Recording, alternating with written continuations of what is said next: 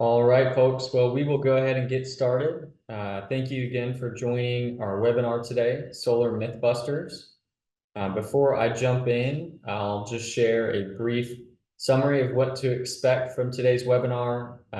My name, by the way, is Gabe Amy. I'm the Chief Marketing Officer here at Cape Fear Solar Systems. I'll be leading the majority of our conversation today. And I'll speak first to an introduction to who we are. I'll speak to some very simple solar basics, many of which, for those of you who are joining after some of our other webinars, will have heard before. And then we will tackle 13 common solar myths. Some of these things might be things you've heard yourself online, things people chat about. And so we'll kind of confront those head on, and we'll give you some real tangible information to understand what's fact and what's fiction. And then at the very end of our time, we'll have my colleagues, John Patton and Caleb Timothy, perhaps some of our other project developers available as well for some Q&A. So be sure to submit any questions as we go along. Don't be shy. We'll be happy to get to as many of those as we can at the end of our time. All right, so let's jump right in. Cape Fear Solar Systems is a residential and commercial installer that's been located here in Wilmington, North Carolina since 2007. Over that time, we've installed over 4,500 installations in and around southeastern NC, as well as into South Carolina in the last several years. We've got just over 60 employees here at our facility, as you can see there in the image, right in downtown Wilmington. Of course, we're BBB accredited, and we feel that our reviews really speak for themselves. And lastly, we really emphasize a community-focused mindset, just meaning that we are in touch with all that's going on in our region as it pertains to working with our local utilities, how their solar programs work, working with our local counties and cities as it pertains to any guidelines they have for how these systems are installed. We're going to really pride ourselves in being the experts in our region in all things solar and solar installation. And in terms of what we focus on, the products are primarily, of course, rooftop solar, battery storage solutions, which we'll speak to more here in a moment, and then also EV charging solutions, which are becoming increasingly popular throughout our region. Now, in terms of how solar works, we'll touch briefly here on the very basics of it, in that solar, when it's produced with panels on the roof, it's going to first and foremost power your home, whereas any excess that's being produced is actually able to be pushed back to the grid where you can build up credit. Depending on the type of utility that you're on and the program that utility has, that will determine how you're credited for that electricity, but in many cases, you're going to get the full value of that electricity in order to be able to use it later.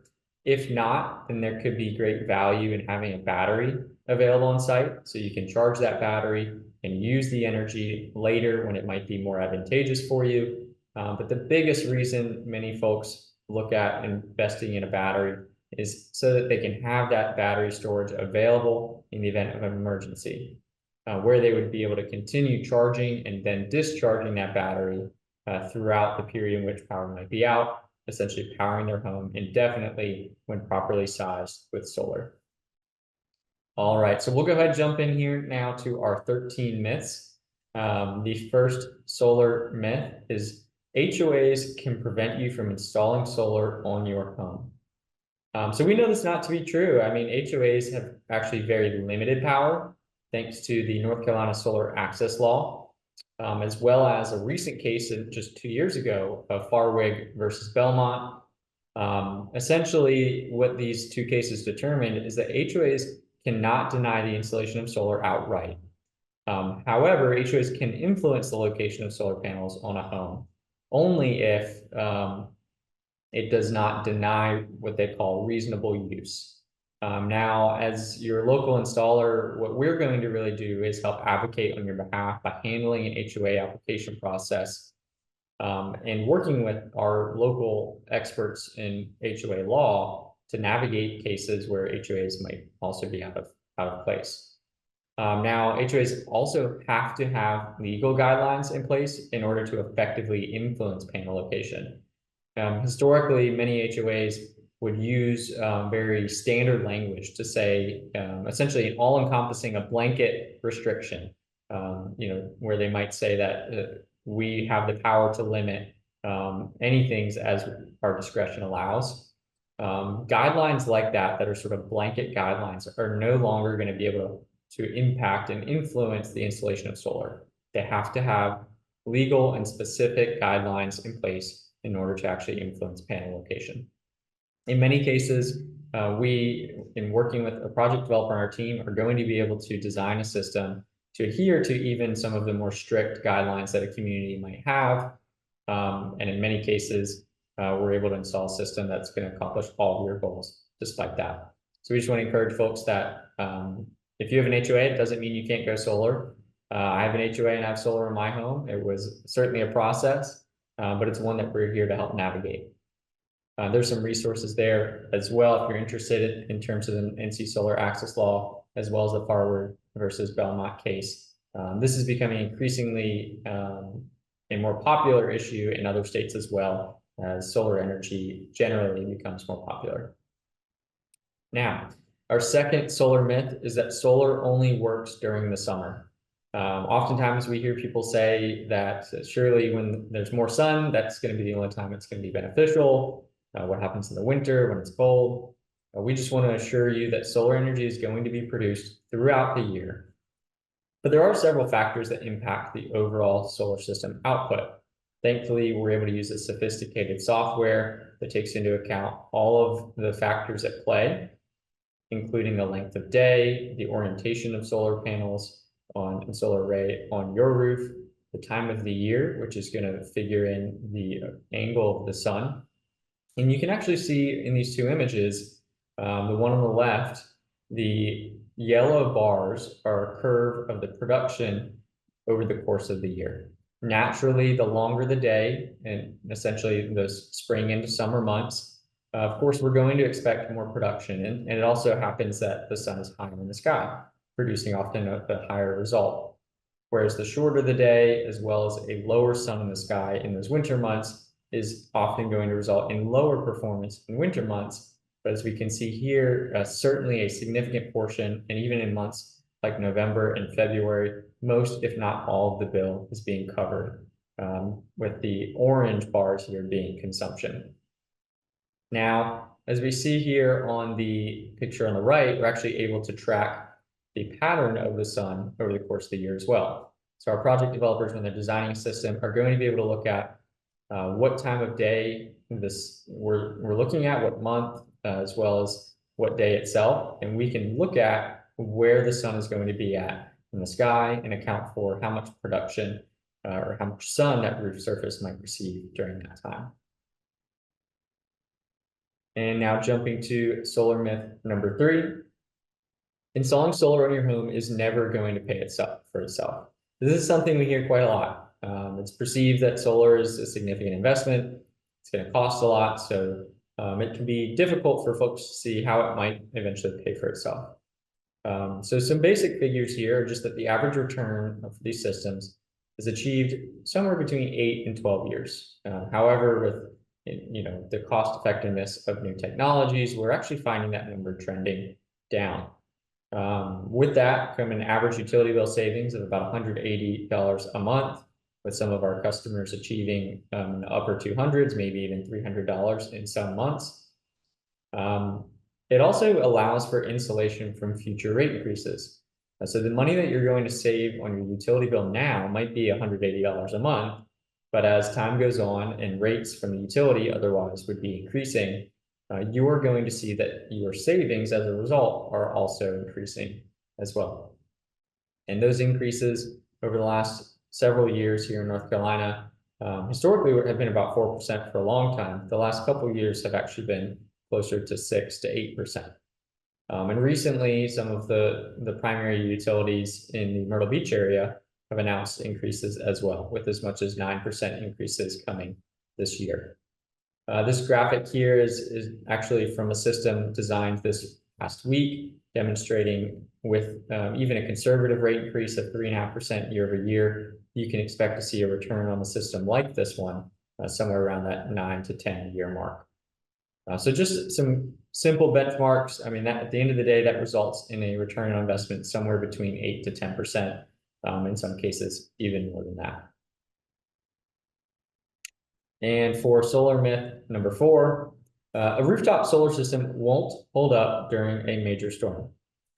We know this not to be true. We're certainly sensitive to it, being that we're in the coast here in Wilmington, North Carolina. The vast majority of our systems are in this coastal Carolinas region. And we know that the systems we design, in many cases, are engineered for Category 4 hurricane winds.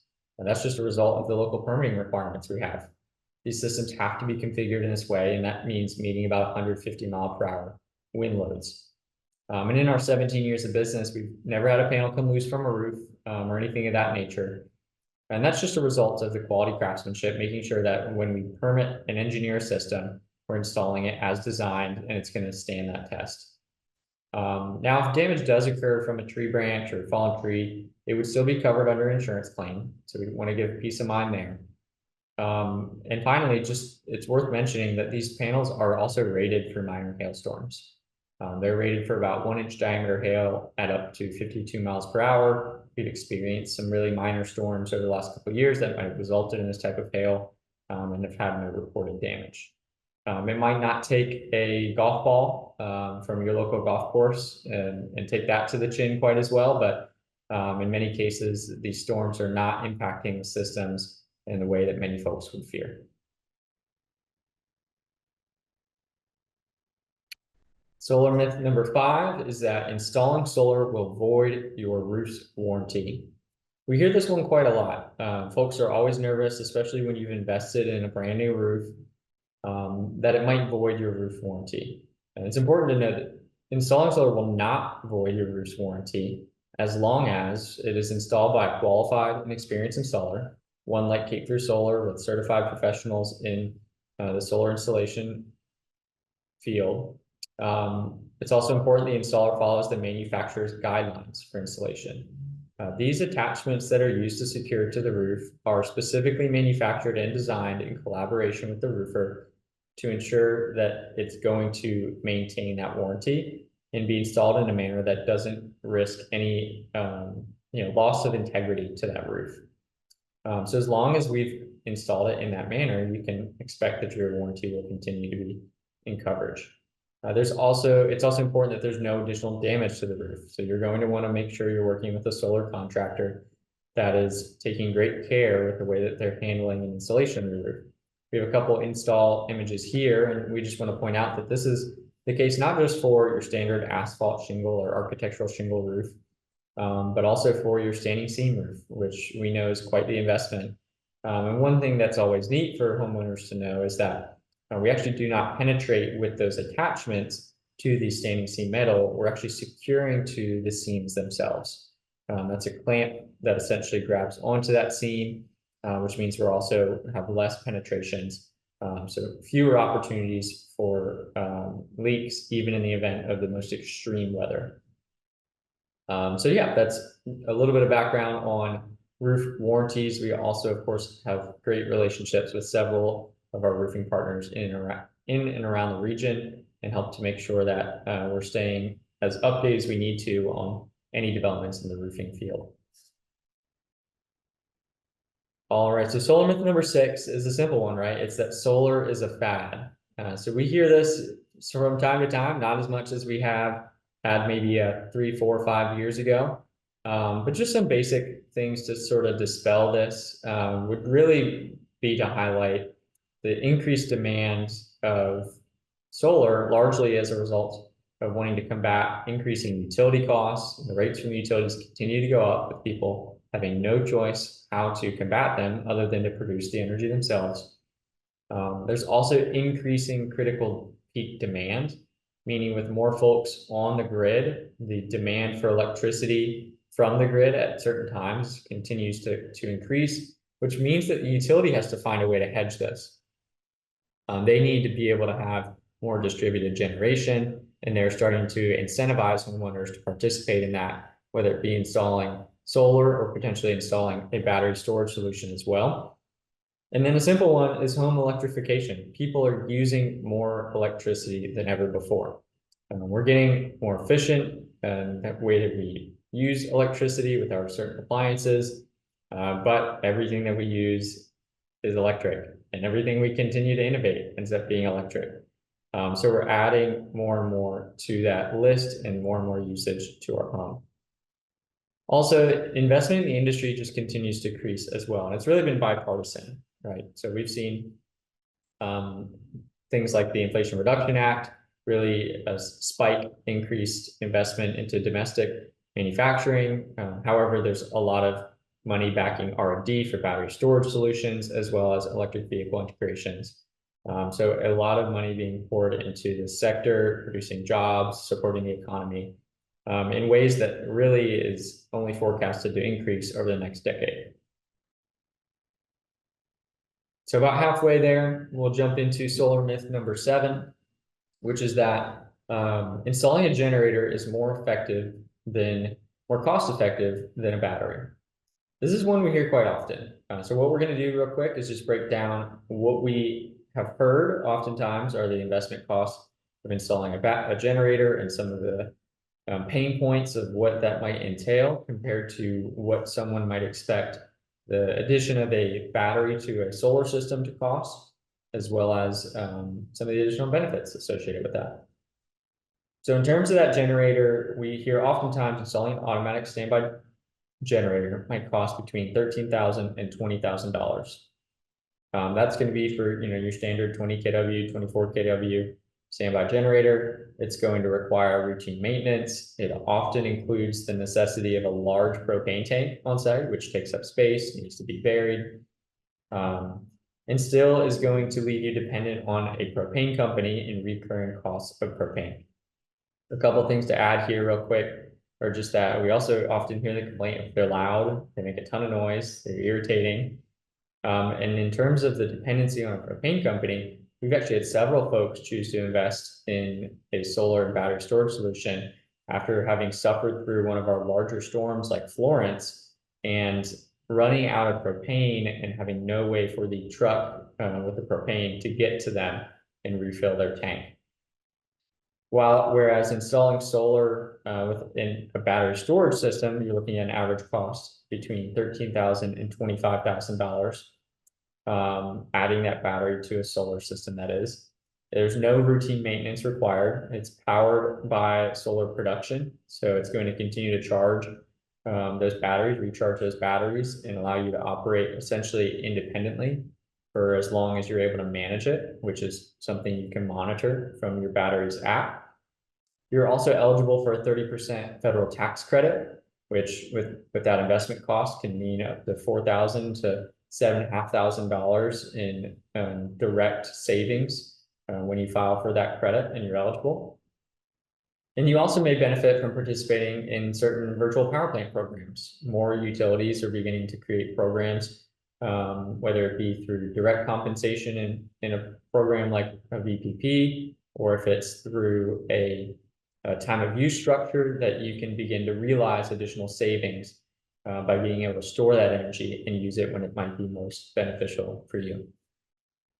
So lots of reasons there why installing a generator is not necessarily more cost effective than installing a battery, especially not long term. Solar myth number 8 is a common one that you can find online, and an unfortunate one for our industry is just folks hearing that solar is free or the government is paying for you to go solar. We just want to be really plain with folks who are looking into this as an investment that it's just that, it is an investment. There are still, as we've mentioned before, those significant incentives available to assist you with the cost effectiveness. And there can be attractive financing solutions available as well, whether that's through a 0% same as cash option that allows you to sort of claim your incentives and pay that system off with no interest. Or it's through a 25-year option that might provide you with a low monthly payment, sometimes similar to, if not less than, what you're actually saving in electricity in a given month. So those are some of the reasons, so some of the solutions that might be available. And unfortunately, a number of national or regional companies will use things like those 25-year options to mislead folks by saying, no cost solar, when the reality is there's zero down options, absolutely. And your monthly payment is going to be based on just, the net cost after that tax credit in many cases. But it's certainly not free. It is an investment, but one we feel like is worth evaluating. And solar myth number 9 is that having solar on your home makes it harder to sell. So this one you might have heard yourself. Maybe you've spoken to someone who had solar, you've heard someone have a bad experience selling their house.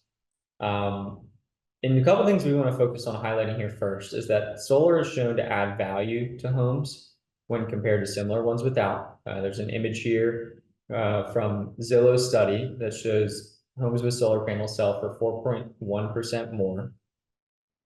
So there's several studies, one from the Berkeley Institute as well, that supports this, and just shows that homes with solar do sell for more. The future utility cost is also something that can be demonstrated in terms of what someone's going to save if they do buy a home with solar. Naturally, if I can choose to buy a house that is going to have an average bill of $50, or buy a house that's going to have an average bill of $250, I might be willing to pay a little bit more for the house that's going to have a lower utility cost. And that's something that monitoring data, as well as the monitoring platform, that's going to be available to that new homeowner. And finally, it's important to know that warranty transfer, and we handle that for our customers, handle that warranty transfer process. Now, some reasons why folks might hear or feel like having solar in your home makes it harder to sell is because solar loans have to be closed out at the point of sale for solar to be included in your appraisal. So it certainly can be added as appraisal value, solar that is. However, a lot of the national companies out there really lean on this idea that your solar loan can be transferred. It certainly can. A lot of these lenders allow you to transfer that loan, but it can complicate the home sale process. And so one of the things we want to encourage people to know is that the most seamless way to probably take care of a loan, if you do have a longer term loan, is to close that loan out at the point of sale, and therefore realize some of the additional value to your home. And as a buyer, I think they would be much more excited to buy a home that has solar for a little bit more, knowing that there's no outstanding balance, of course, and that loan isn't something that could be carried forward. Anyways, it can either be transferred or closed out at the point of sale. So naturally, that's a part of our process, is just to educate on the way these different financing mechanisms work. Like any home improvement loan, that's going to be something that needs to be closed out at the point of sale. Solar myth number 10 is just that all solar salespeople are pushy. They certainly have gotten a bad reputation in some areas, as door knockers from national companies, regional companies have come into the area from time to time, hit the doors really hard. Maybe they weren't super educated. They didn't know the area, didn't know how solar worked very well in the area, but really pushed for you scheduling a consultation. And then in many cases, pushed to make a fast decision. And so one of the things that we take pride in is that our residential project developers focus on a collaborative process. So we want to make sure that we're designing a system that best suits every homeowner's needs. Obviously, being that we're located locally here in Wilmington, all of our employees are local to Wilmington as well. It's important to them that they build a reputation you can trust. And they've all invested quite a bit of time into their craft. Several of them are NABCEP PV Technical Sales Certified, which is the North American Board of Certified Energy Practitioners. We also do not door knock. We're going to work with you when you're ready to work with us. We're not going to come barrel down your door. And then finally, we make the process easy for you. We're going to collaborate on a design for your needs, and I'm happy to speak to that more here in a moment. I did want to highlight this review very quickly, just because it shouts out some of our colleagues. First and foremost, I'll look at let's see here. The second sentence, the sales process was low pressure and informative, which I appreciated, which is something that we're going to try to make the experience for everyone that we meet with, regardless of if solar is a good fit for them or not. Jumping in here to solar myth number 11. Solar equipment is made in China and other parts of Southeast Asia. So I'll start just by saying that solar technology has certainly been manufactured all over the world at different times. A lot of material years ago certainly did come from these Southeast Asian areas. However, much of the material being manufactured nowadays is actually coming from, increasingly so here in the US. More and more companies are investing in domestic manufacturing in light of the Inflation Reduction Act. And we're very proud here at K for Solar to focus on utilizing those materials manufactured by US located companies. So Q Cells is a company who manufactures their equipment actually right here in, I believe it's in Georgia. And that's the primary module that we're able to offer. We certainly offer others, but they've been building out that facility for several years now. Enphase is a microinverter manufacturer and battery storage system manufacturer who's also located here in the US in South Carolina. And then Tesla, a large battery manufacturer. Obviously, they make plenty of vehicles as well. Those are all made out at their Nevada Gigafactory. So those are available from that factory as well. So it's definitely something we're proud of, something we'll continue to focus our energy on, is making sure that we're using products manufactured right here in the US. Solar myth number 12 is that having solar will significantly increase my insurance costs. Many folks, especially in our region here on the coast, are worried that having solar on their home might increase their insurance costs by quite a bit. A couple things to touch on there, just that there's no additional rider for solar. So you don't have to get a separate policy, a separate plan, or anything of that nature. You may need to adjust your insured value. Naturally, your home is worth more. You have more money invested in your house. And so the value that you'll need to insure is likely to increase as well. And this impact is oftentimes just a marginal increase in your monthly premium. In many cases, I hear anywhere between $3, maybe $8 a month in terms of what your monthly premium could increase to. There's no adjustments needed to, say, your wind and hail or anything of that nature. And so that's just helpful to understand that, you know, it can be difficult insurance-wise here on the coast anyways. We know how much costs are increasing. Solar is not something that's going to have a significant impact on those costs. And our final myth here, solar myth number 13, is that evaluating whether solar is a good fit for you is complicated. And we certainly know this not to be true. I hope our several thousand customers in our region have seen this firsthand.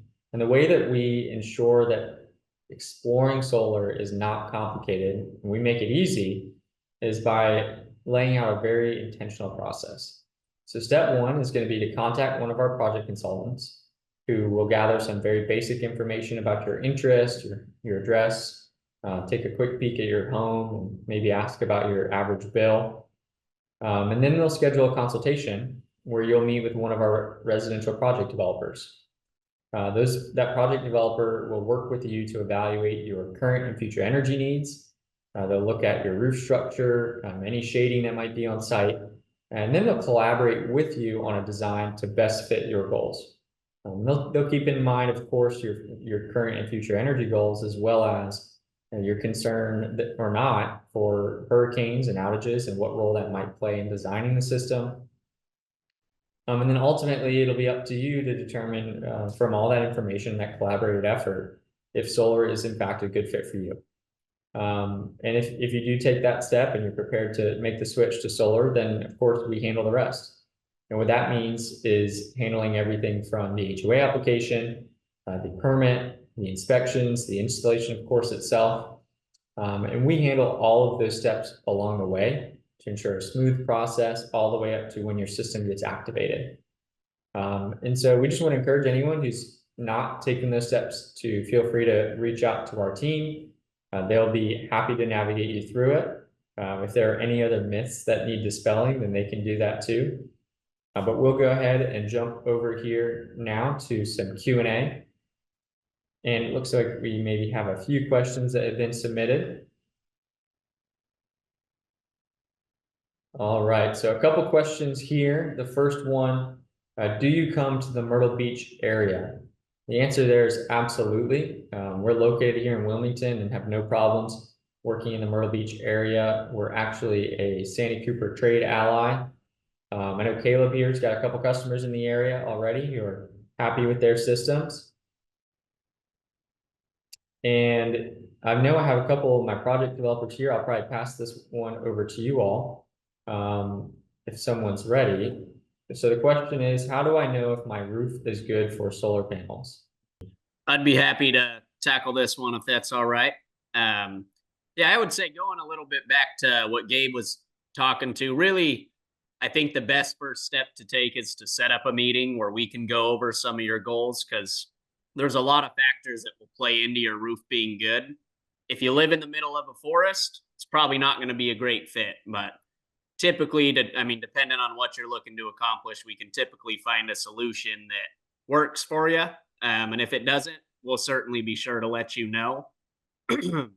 But if we can come out on site, we will do a quick drone flight, which will gather all that information for us and make our job pretty simple. Cool, thank you, Caleb. Yeah, I appreciate that. All right, let's see if we have any other questions there. Great question, Andy. I appreciate that. So question is, has CF Solar started installing Tesla solar roof tile roofs? So I'll probably take that one real quick. We are a Tesla solar roof certified installer.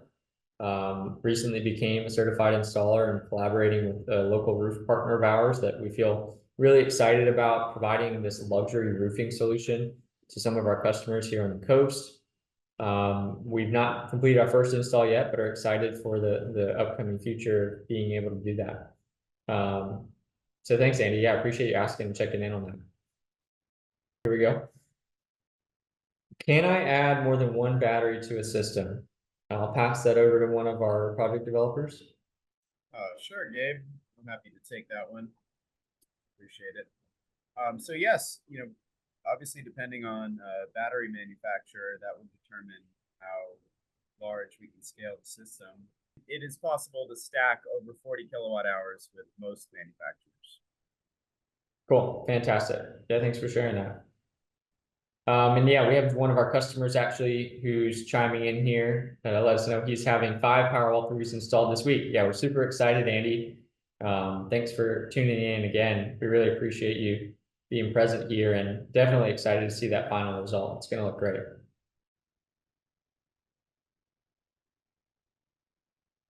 All right, folks. Well, if we don't have any other questions right now, I just want to take a moment to thank you all again for joining today's webinar. We've had a lot of positive feedback about these webinars over the last couple months. I did want to let you all know that starting in the month of November, we will have a webinar on the first Monday of the month, every single month. If you have any ideas for topics or questions that you'd like answered on one of these webinars, feel free to send me an email. My email is gabe@capefearsolarsystems.com. I will go ahead and put that in the chat as well for everyone. Otherwise, again, thank you for joining. I'll leave it here for a moment so you can gather what you need out of the chat. But otherwise, we will see you next time. Thanks.